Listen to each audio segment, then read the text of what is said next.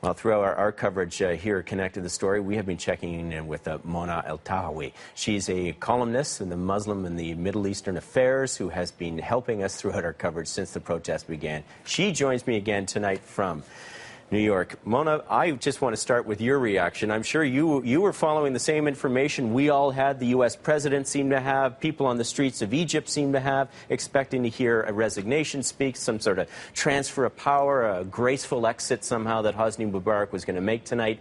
None of that happened. How far did your jaw drop this afternoon?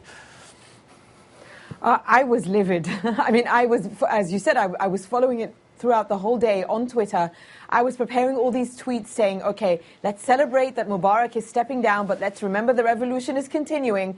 And then, less than a minute or two into his speech, when he started using language that made it clear that he was planning on staying, for example, saying, I will punish those who killed innocent people. And I thought, what? I will? I will? This is not the language we want to hear. So I think that's really when everyone just stood back and thought, wow, he's speaking I will. It was, I think, quite sadistic and cruel because the regime knew all day what we were all expecting. And they knew, I compared Mubarak's speech to throwing a verbal grenade into Tahrir Square.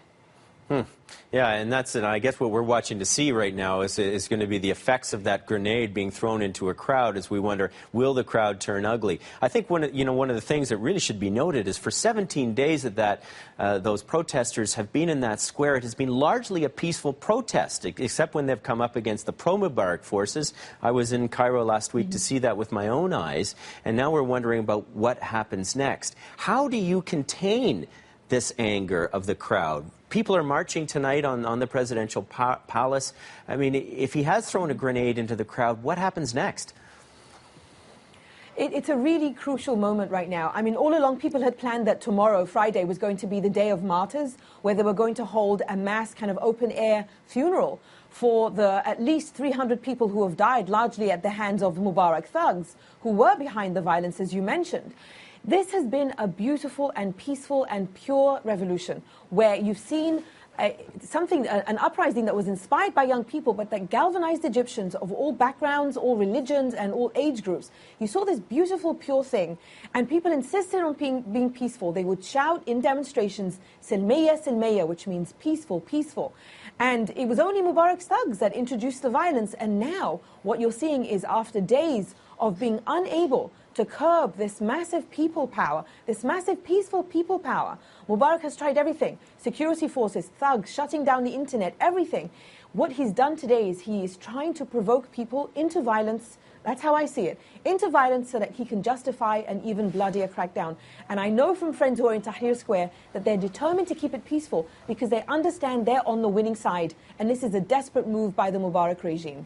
Mona, how could it be that a military commander goes into Tahrir Square and says, your demands will be met, that the head of the CIA, as we mentioned, that the U.S. president is giving indication, we're witnessing history saying that this is a transformational moment. How could it be that all these forces seem to be on one side and got it wrong in the end? How could it be that there was such a disconnect?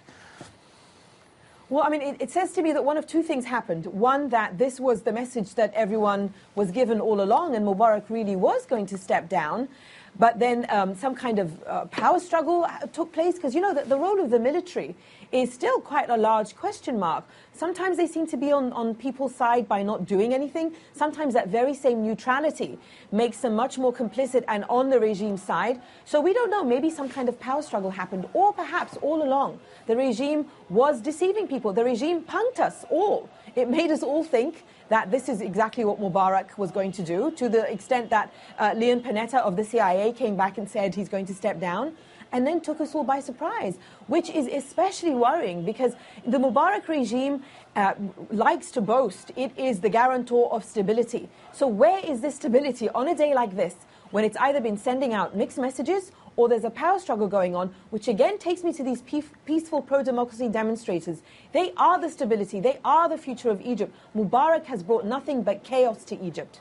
Yeah, in his quest to maintain stability, as he says, it may have caused the most instability, certainly we've seen in the past 17 days. Mona, I know we're going to be talking to you later in the show, so stand by. We'll get back to you. Mona Eltahawy, always great to get her views on what's happening in Egypt.